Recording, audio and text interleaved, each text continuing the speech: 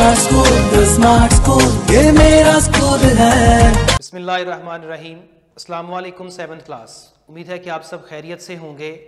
हमने स्कूल के अंदर चैप्टर नंबर 1 जो है अपना सेट वाला वो तकरीबन कंप्लीट कर लिया था। हमने सेट पढ़ा, उसकी टाइप्स पढ़ी, उसको डिस्क्राइब करने के मेथड पढ़े, हमने फिर बाद में यूनियन पढ़ा, इंटरसेक्शन पढ़ा, फिर हमने डिफरेंस पढ़ा, फिर हमने कॉम्प्लीमेंट पढ़ा।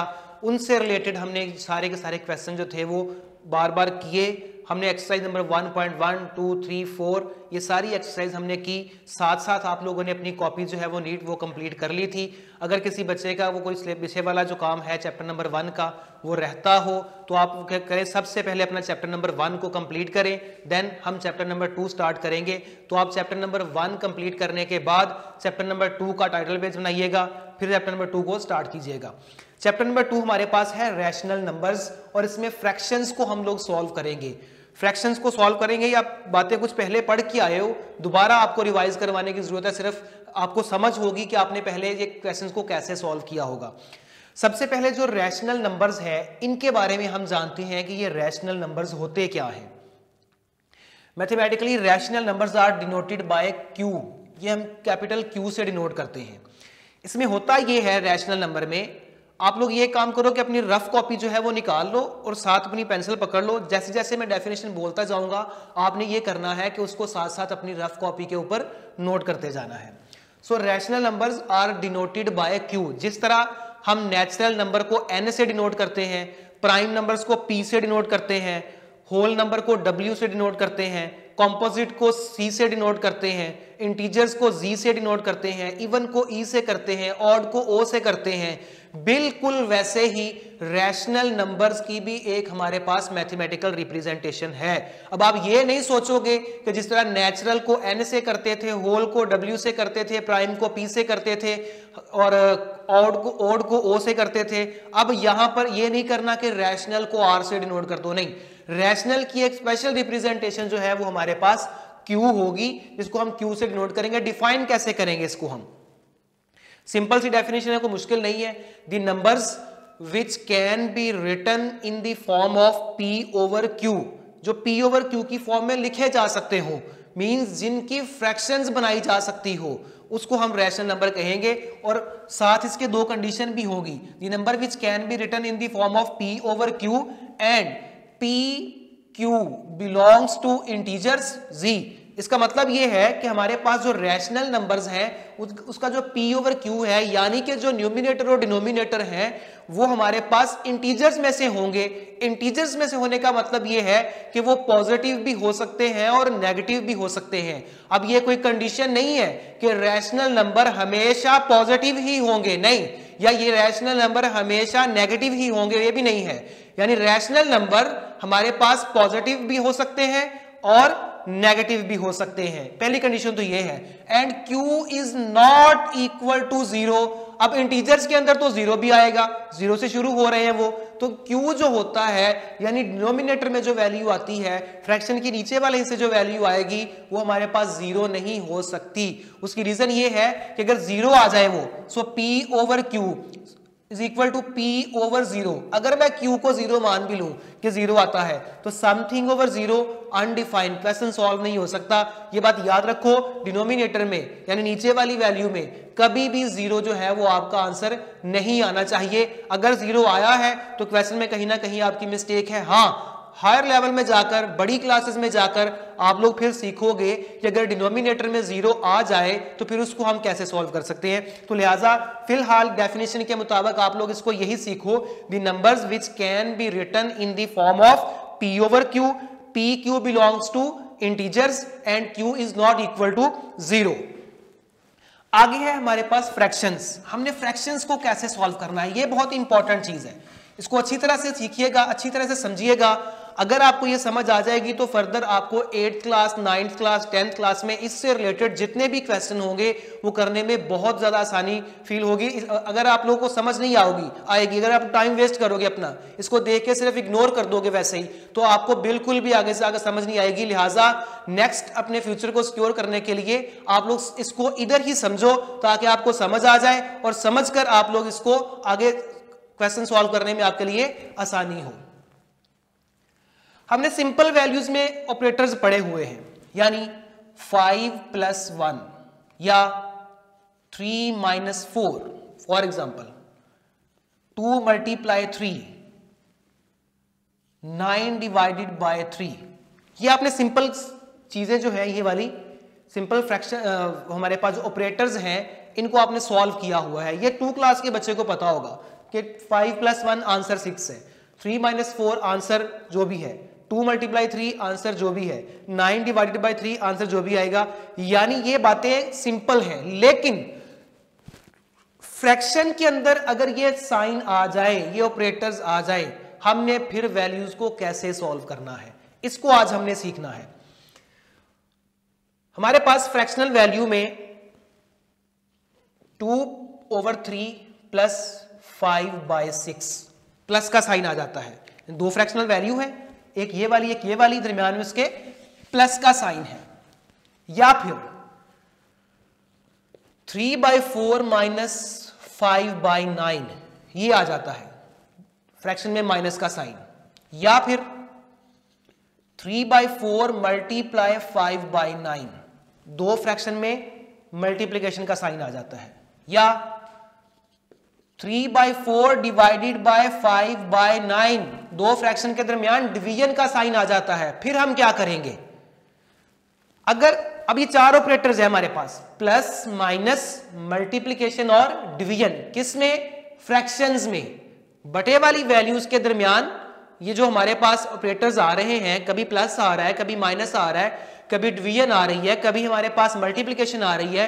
अब हम क्या सॉल्व करेंगे इसको। अब ये नहीं कि मल्टीप्लिकेशन आ रही है हम इसको क्रॉस कर दें, क्रॉस मल्टीप्लिकेशन करवा दें, या क्या करें, इसको आपने अच्छी तरह से सीख लेना है कि हमने जब भी हमारे पास फ्रैक्शन के दरमियान कोई साइन आता है, कोई ऑपरेटर आता है, प्लस आता है, माइनस आता है, मल्टीप्लिकेशन आता है, डिवीजन आता है, देन हमने क्या करना है। तो पहली बात तो ये कि आप लोग लिख लें कि हमारे पास जब दो फ्रैक्शन के दरमियान प्लस या माइनस का साइन आ जाए, मैं दो बातें कर रहा हूं, दो ऑपरेटर्स को सॉल्व कर रहा हूं, फ्रैक्शंस के दरमियान प्लस या माइनस का साइन आ जाए, तो फिर हम लोग ये काम करते हैं कि जो नीचे वाले डिनोमिनेटर्स होते हैं ना, उन दोनों का एलसीएम लेते हैं। एलसीएम, नीचे वाली जो दोनों वैल्यू है इनका एलसीएम लेते हैं, यानी कि माइनस और प्लस को सॉल्व करना दोनों में एक ही मेथड है। दोनों में डिनोमिनेटर्स का क्या करेंगे, एलसीएम लेंगे। ये तो हो गई प्लस माइनस की बात। अब आ जाते हैं अपनी मल्टीप्लिकेशन और डिवीजन में। जब हमारे पास दो फ्रैक्शन के दरमियान मल्टीप्लिकेशन का साइन आता है, ठीक है, ये जो प्लस माइनस का है ना, एलसीएम लेना है, इसका अलग से एक टॉपिक है। मैं इसके बाद आपको इसी पे आऊंगा कि हमने एलसीएम कैसे लेना है। मैं सॉल्व करने के तरीके समझाऊंगा आपको कि हमने कैसे सॉल्व करना है, सिर्फ बता नहीं रहा कि हमने इसको एलसीएम लेना, नहीं, मैं एलसीएम लेकर दिखाऊंगा आपको कि हमने एलसीएम कैसे लेना है, इसको सॉल्व कैसे करना है। फिलहाल ये देखें कि जब दो फ्रैक्शन के दरमियान मल्टीप्लिकेशन का साइन आता है, यानी दो फ्रैक्शन वैल्यू है 5/9, 3/4, अब इनके दरमियान मल्टीप्लिकेशन का साइन आ गया। अब इनको कैसे सॉल्व करना है, तो जब भी हमारे पास ऐसा केस हो, दो बटे वाली वैल्यू हो, फ्रैक्शनल वैल्यू हो, दरमियान में मल्टीप्लिकेशन हो, हम न्यूमिनेटर को न्यूमिनेटर के साथ और डिनोमिनेटर को डिनोमिनेटर के साथ मल्टीप्लाई कर देते हैं। यानी 5 × 3 15 आ जाएगा, ओवर 9 × 4 36 आ जाएगा। तो ये हमारा क्वेश्चन सॉल्व हो जाएगा, यानी एक फ्रैक्शन बन जाएगी। ठीक है, आगे चलते हैं। जब हमारे पास दो फ्रैक्शन के दरमियान डिवीजन का साइन होगा, देन हम ये काम करेंगे, ये फर्स्ट वाली जो फ्रैक्शन है ना, इसको वैसे ही लिख देंगे 3/4। जो सेकंड वाली फ्रैक्शन होगी उसको हम चेंज करेंगे, उसका हम इनवर्स लेंगे, मल्टीप्लिकेटिव इनवर्स लेंगे, उसका हम रेसिप्रोकल लेंगे। रेसिप्रोकल का मतलब है अगर 5 है, इसके नीचे 1 है, जिसके नीचे कुछ नहीं होता उसके नीचे 1 होता है, ये बात भी याद रखिएगा। यानी कि फ्रैक्शन में लिखना हो उसके नीचे हमेशा 1 होता है। अब ये 5 है, 5/1 समझ लें या 5 अकेला समझ लें, इसका मैंने रेसिप्रोकल लेना है, तो रेसिप्रोकल में ये बन जाएगा 1/5। उस चेंज हो जाएगा, जो डिनोमिनेटर में था वो ऊपर चला गया, जो न्यूमिनेटर में था वो नीचे आ गया, या नीचे वाली वैल्यू ऊपर चलेगी, ऊपर वाली वैल्यू नीचे आ गई। तो जब हमारे पास डिवीजन का साइन आ जाएगा, मैंने कहा फर्स्ट वाली को हम वैसे लिखेंगे, इस डिवीजन साइन को मैं कन्वर्ट करूंगा मल्टीप्लिकेशन में। इसको मैंने क्या किया, मल्टीप्लिकेशन में कन्वर्ट किया और ये साथ इसके जो राइट साइड पे फ्रैक्शन होगी ना, इसका हमने ले लेना है रेसिप्रोकल, तो ये बन जाएगा 9/5। अब ये दो फ्रैक्शन के दरमियान मल्टीप्लिकेशन का साइन आ गया, बिल्कुल इसी मेथड से ऊपर वाली दोनों को नीचे वाली दोनों को मल्टीप्लाई कर दो, 9 3 27, 5 4 20, तो ये इसका आंसर आ गया।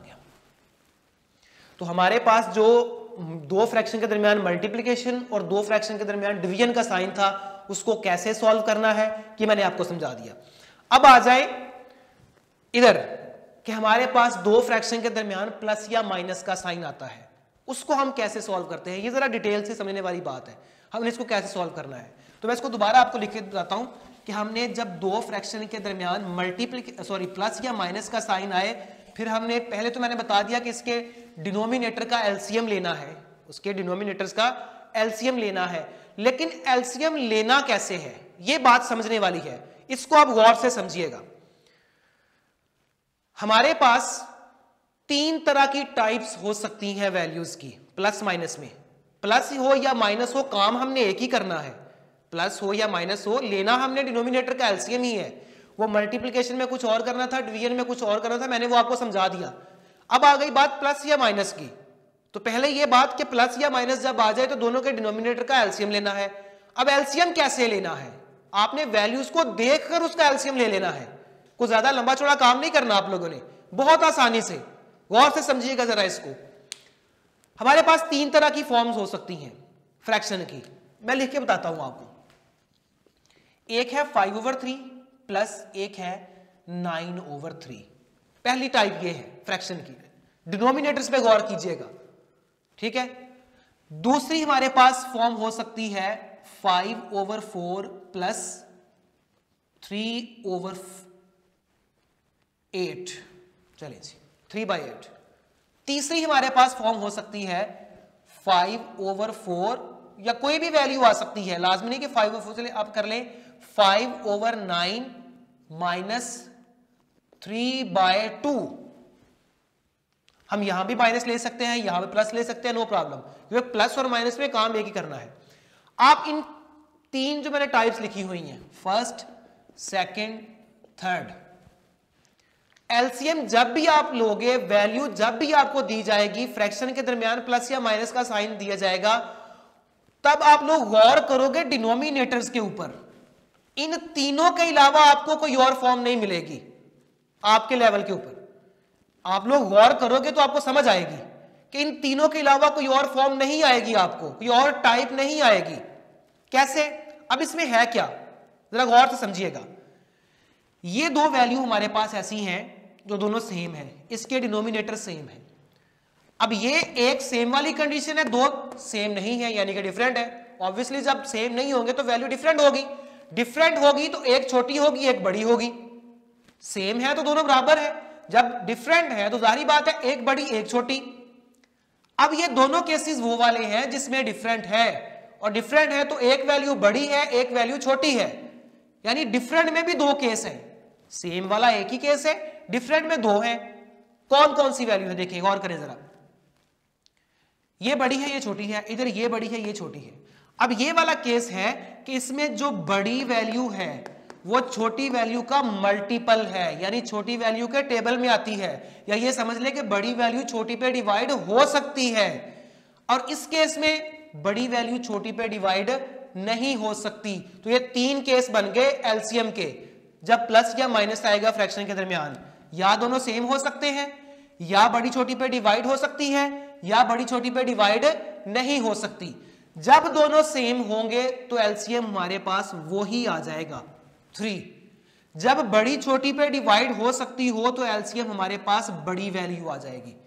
जब बड़ी छोटी पे डिवाइड नहीं हो सकती तो हमारे पास दोनों का प्रोडक्ट एलसीएम आ जाएगा 9 2 18। दोबारा समझ लो, दोनों सेम होगी तो एलसीएम वही, बड़ी छोटी पे डिवाइड हो सकती है तो एलसीएम बड़ी, बड़ी छोटी पे डिवाइड नहीं हो सकती तो दोनों का प्रोडक्ट एलसीएम। ठीक है, अब जब आपने एलसीएम ले लिया, अब आपने क्या करना है, अब सब में एक ही काम करना है। क्या, जो आपका एलसीएम आया था, ठीक है, उसको आपने पहली जो फ्रैक्शन थी उसके डिनोमिनेटर पे डिवाइड करवाया, यानी इस 3 को 3 पे डिवाइड करवाएंगे तो आंसर 1 आएगा। वो जो आंसर आएगा उसको ऊपर उसके वैल्यू से मल्टीप्लाई करवाना है, 1 5 5 प्लस, आगे सब में यही काम करना है बारी बारी। इसको आप इसमें डिवाइड करवाया 3 पे, 3 1 3 तो 9 1 9। अब ये 8 है, 8 हमारे पास एलसीएम है, 8 को हम डिवाइड करवाएंगे 4 पे, यानी कि 8 डिवाइडेड बाय 4, 8/4, तो 4 2 8, 2 जो होगा 5 से मल्टीप्लाई होगा, 2 5 10 प्लस 8 1 8 और 1 3 3। अब 18 को 9 पे डिवाइड करवाएंगे तो 9 2 18, 2 5 10 माइनस 2 9 18, यानी 18 को जब 2 पे डिवाइड करवाएंगे तो वो 9 आएगा, 9 3 27। तो इसके आंसर निकलेंगे 14/3, 13/8, हमारे पास ये आ जाएगा -17/18। तो ये हमने क्या किया, दो फ्रैक्शन के दरमियान प्लस या माइनस का जब साइन आया था हमने डिनोमिनेटर का एलसीएम लिया। मैंने आपको समझाया कि एलसीएम कैसे लेना है। सबसे पहले आपने डिनोमिनेटर्स को देखना है, इन तीनों टाइप्स में से कौन सी टाइप होगी, फिर आपने सेलेक्ट कर लिया, अगर दोनों सेम होंगे तो वही एलसीएम आ जाएगा, अगर बड़ी छोटी पे डिवाइड होती हुई तो बड़ी एलसीएम आ जाएगी, अगर बड़ी छोटी पे डिवाइड ना होती हुई तो उसका जो है वो प्रोडक्ट जो है वो एलसीएम आ जाएगा। अब आपने क्या करना है, ये लेक्चर को अच्छी तरह से सुनकर समझकर रफ कॉपियों पे सॉल्व करके आपने देन डेफिनेशन को भी साथ साथ समझना है कि डेफिनेशन मैंने करवाई थी। मेन चीज आपकी ये फ्रैक्शंस के है, फ्रैक्शंस के दरमियान ऑपरेटर्स है, प्लस माइनस डिवीजन मल्टीप्लिकेशन। जब आपको समझ आ जाएगी तो आपने ये काम करना है कि अपनी नीट कॉपियों के ऊपर इस तीनों की, यानी कि इन ऑपरेटर्स की जो हमने ऑपरेटर्स किए हैं, आप रफ कॉपी पे पहले अपना काम कर ले, नीट कॉपी पे हम एक्सरसाइज कर लेंगे। आपने 3 एग्जांपल्स लिखनी है, डिवीजन को कैसे सॉल्व करना है, खुद से अपनी तरफ से कोई भी वैल्यू ले लो, फिर 3 एग्जांपल्स लिखनी है आपने, हमने मल्टीप्लिकेशन को कैसे सॉल्व करना है। ठीक हो गया। अब आ जाए प्लस माइनस पे, 3 एग्जांपल आपने लेनी है जिसमें डिनोमिनेटर सेम होंगे, ठीक है। 3 एग्जांपल्स आपने लेनी है जिसमें बड़ी वैल्यू छोटी पे डिवाइड होती होगी, और 3 एग्जांपल्स लेनी है जिसमें बड़ी छोटी पे डिवाइड नहीं हो सकती। तो ये टोटल एग्जांपल आपकी बनेगी 3 6 9, और 6 जो होगी वो हमारे पास मल्टीप्लिकेशन और डिवीजन की होगी। तो आपने ये टोटल जो है 15 एग्जांपल्स जो है ये अपनी रफ कॉपी के ऊपर सॉल्व करनी है, समझ के करनी है, खुद करनी है। कि आपने जहां से समझ ना आए वो दोबारा हमसे कांटेक्ट करना है, दोबारा आपको समझा देंगे। कोशिश करें खुद समझे, खुद करें, ताकि आपके कॉन्सेप्ट जो है वो क्लियर हो जाए और ये वाला जो कॉन्सेप्ट है आपका बहुत अच्छी तरह से आ जाए। अगर फिर भी किसी को प्रॉब्लम हो तो हमारे साथ कांटेक्ट कीजिएगा, इंशाल्लाह आपकी प्रॉब्लम जो है वो दूर कर दी जाएगी। ओके, अल्लाह हाफिज।